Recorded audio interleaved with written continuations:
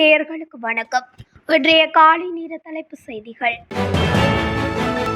வெளியேற்ற பட்டதாரிகளை ஆசிரியர்களாக ஆட்சேர்ப்பு செய்வதில் தாமதம் ஏற்படுவதற்கு காரணமான உயர் நீதிமன்றத்தில் நிலுவையில் உள்ள 4 வழக்குகள் தற்போது இறுதிக்கட்டத்தில் இருப்பதாக கல்வி, உயர்கல்வி மற்றும் தொழிற்கல்வி அமைச்சர் பிரதமர் கலாநிதி ஹரணியமரசூரிய தெரிவித்துள்ளார். நீதிமன்ற நடவடிக்கைகள் முடிந்தவுடன் வர்த்தமானி வெளியிடப்படும் என்றும், பட்டதாரிகளுக்கு ஆசிரியர் போட்டி பரீட்சைக்கு விண்ணப்பிக்க வாய்ப்பு வழங்கப்படும் என்றும் பிரதமர் கூறினார். வெளியேற்ற பட்டதாரிகள் கூட்டு சங்கத்தின் பிரதிநிதிகளிடையே கல்வி அமைச்சில் நடைபெற்ற கலந்துரையாடலின் போது பிரதமர் இதனை தெரிவித்துள்ளார். அமைச்சரவையால் அங்கீகரிக்கப்பட்டபடி தற்போது தேவைப்படும் பிற பட்டதாரி ஆட்சேர்ப்புகளை மேற்கொள்ள தேவையான நடவடிக்கைகள் எடுக்கப்படும் என்றும் அவர் மேலும் குறிப்பிட்டுள்ளார். பேருந்துகளில் பணம் செலுத்துவதற்கு தேவையான டிஜிட்டல் அடையாள அட்டையை ஒரு வருடத்துக்குள் அறிமுகப்படுத்த நடவடிக்கை எடுக்கப்படும் என்று போக்குவரத்து பிரதி அமைச்சர் பிரசன்ன குணசேன தெரிவித்துள்ளார். அதன்படி ஏற்கனவே கலந்துரையாடல்கள் நடைபெற்று வருவதாகவும், இது தொடர்பாக பெரும் முன்னேற்றம் ஏற்பட்டுள்ளதாகவும் பிரதி அமைச்சர் தெரிவித்துள்ளார். அத்தகைய டிஜிட்டல் அட்டை இல்லாததால் தனியார் பேருந்து உரிமையாளர்களுக்கும் இலங்கை போக்குவரத்து சபைக்கும் வருமான இழப்பு ஏற்படும். இலங்கை போக்குவரத்து சபையால் தினசரி இழக்கப்படும் வருமானம் 1 கோடி ரூபாயை நெருங்கும் என்றும் அவர் கூறினார். யாழ்ப்பாணம் செம்மணி மனித புதைகுழியில் இருந்து வியாழக்கிழமை 6 எலும்புக்கூடு தொகுதிகள் முற்றாக அகழ்ந்தெடுக்கப்பட்டுள்ள நிலையில் மேலும் 8 எலும்புக்கூடுகள் அடையாளம் காணப்பட்டுள்ளது. செம்மணி மனித புதைகுழியின் 2ஆம் கட்டத்தின் 3ஆம் பகுதி அகழ்வு பணிகள் கடந்த திங்கட்கிழமை ஆரம்பிக்கப்பட்டது. இந்நிலையில் வியாழக்கிழமை 4வது நாளாகவும் முன்னெடுக்கப்பட்டது. செம்மணி மனித புதைகுழியின் 2ஆம் கட்ட அகழ்வு பணிகளுக்காக நீதிமன்றம் 45 நாட்கள் அனுமதி வழங்கியுள்ள நிலையில் வியாழக்கிழமை 36வது நாளாக அகழ்வு பணி முன்னெடுக்கப்பட்டது.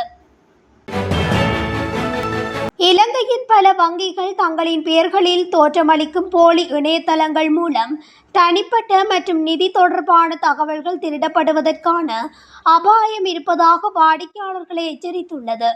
இந்த வாரம் வெளியிடப்பட்ட அறிவிப்புகளின்படி மோசடிகள் மின்னஞ்சல் மற்றும் குறுந்தகவல் வழியாக போலியான இணைப்புகளை அனுப்பி வாடிக்கையாளர்களை மாற்றிய எழுத்துக்கள் அல்லது விசித்திர குறியீடுகள் கொண்ட இணையதளங்களுக்கு அழைத்துச் செல்கின்றனர்.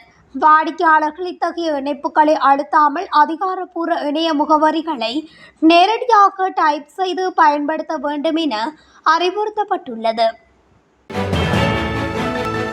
எல்லை நிர்ணய குழு ஒன்றை மீண்டும் நியமித்தால் மாகாண சபை தேர்தலை இன்னும் 3 ஆண்டுகளுக்கும் நடத்த முடியாத நிலை ஏற்படும் என தேர்தல்கள் ஆணைக்குழுவின் முன்னாள் தலைவர் மஹிந்த தேசப்பிரிய தெரிவித்துள்ளார்.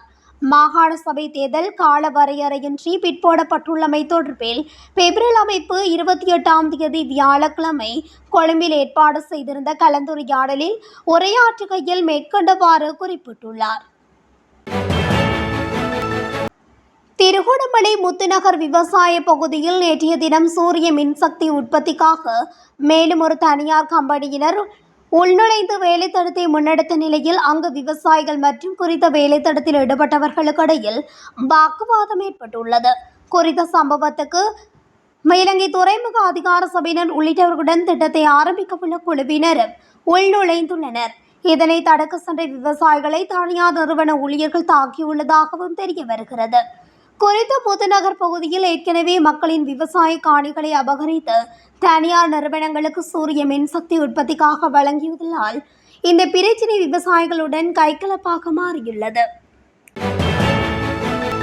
கல்முனை மட்டக்களப்பு பிரதான வீதியின் மருதமுனையில் இடம்பெற்ற விபத்தில் ஒருவர் உயிரிழந்துள்ளார். இந்த விபத்து வியாழக்கிழமை காலை மருதமுனை பிரதான வீதியில் இடம்பெற்றுள்ளது. இந்த விபத்தில் கடமை முடித்துவிட்டு வீடு திரும்பிக் கொண்டிருந்த கல்முனை மாநகர சபை காவலாளி ஒருவரே உயிரிழந்துள்ளார். மோட்டார் சைக்கிளில் பயணித்த ஒருவரும் இலங்கை போக்குவரத்து சபைக்கு சொந்தமான பேருந்து ஒன்று மோதியதில் இந்த விபத்து ஏற்பட்டதாக ஆரம்பகட்ட தகவல்கள் தெரிவிக்கின்றன. கந்தளாய் 91ஆம் கட்டை பகுதியில் நீண்ட காலமாக பாழடைந்திருந்த காணியொன்றில் கைக்குண்டு ஒன்று மீட்கப்பட்டுள்ளது.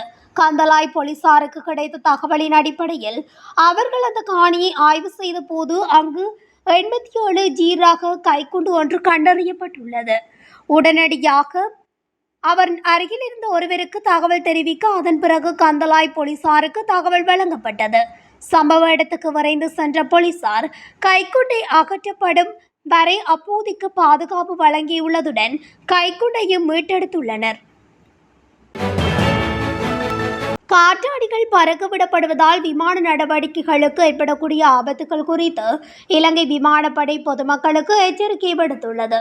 இது தொடர்பில் விமானப்படை வெளியிட்டுள்ள அறிக்கையில் விமான நிலைய ஒத்தல் ஓடு பாதைகளுக்கு அருகில் காற்றாடி பறப்பது கடுமையான பாதுகாப்பு ஆபத்தை ஏற்படுத்துகிறது.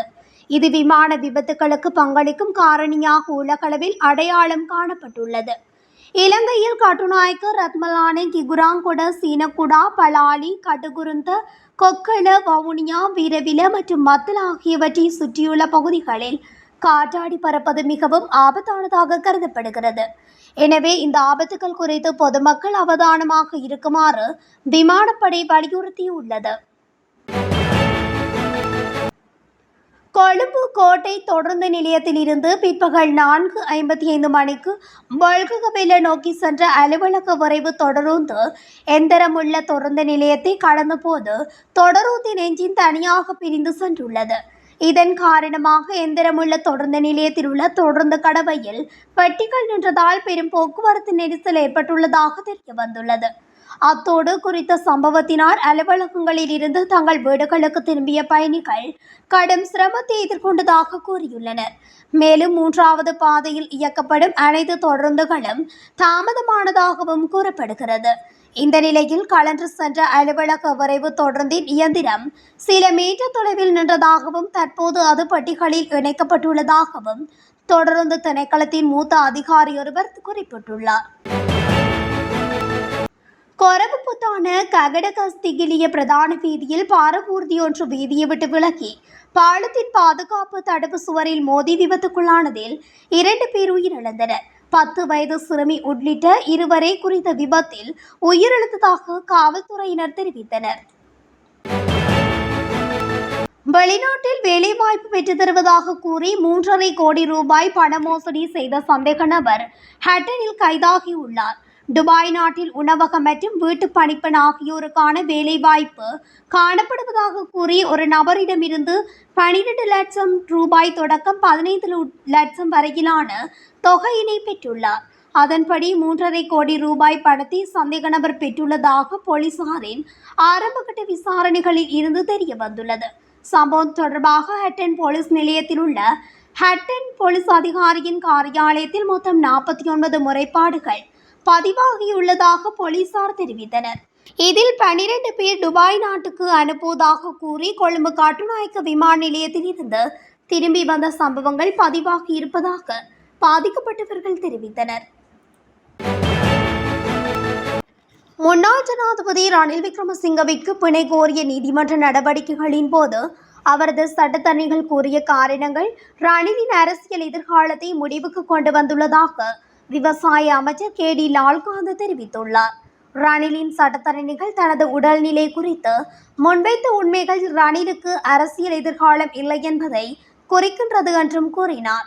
இதற்கிடையில் ரணில் கைது செய்யப்பட்ட போது கூட்டு எதிர்க்கட்சியாக ஒன்று சேர்ந்தவர்களே நாட்டின் வீழ்ச்சிக்கு காரணம் என்றும் அமைச்சர் கூறினார். நாட்டிற்கு உண்மையிலேயே அரசியல் வீழ்ச்சிக்கு காரணம் தலைமை தேவைப்படும் போது அவர்கள் தங்களை ஒன்றிணைக்க முடியாதது அவமானகரமானது என்றும் விவசாய அமைச்சர் கே.டி. லால்காந்த மேலும் குறிப்பிட்டார். தேசிய லத்தர் சபையின் முன்னாள் பணிப்பாளர் துசித கல்லோலுவை செப்டம்பர் 4ஆம் தேதி வரை மீண்டும் விளக்கமறியலில் வைக்க கொழும்பு நீதவான் நீதிமன்றம் உத்தரவிட்டுள்ளது. விசாரணையை நடத்தி வரும் கொழும்பு குற்றப்பிரிவு மற்றும் பிரதிவாதி சட்டத்தரணிகள் முன்வைத்த உண்மைகளை பரிசீலித்த பின்னர் நீதிமன்றம் இந்த உத்தரவை பிறப்பித்துள்ளது. நடப்பாண்டில் இதுவரையில் 89 துப்பாக்கிச் சூட்டு சம்பவங்கள் பதிவாகியுள்ளதாக போலீஸ் தலைமையகம் தெரிவித்துள்ளது. இந்த துப்பாக்கிச் சூட்டு சம்பவங்களில் 48 பேர் உயிரிழந்துள்ளதுடன் 50 பேர் காயமடைந்துள்ளதாக குறிப்பிட்டுள்ளது. இத்துடன் தமிழொலியின் இன்றைய காலை நேர தலைப்பு செய்திகள் நிறைவடைகின்றன. தொடர்ச்சியாக செய்திகளை அறிந்து கொள்ள தமிழொலி ஊடகத்துடன் இணைந்திருங்கள். நன்றி, வணக்கம்.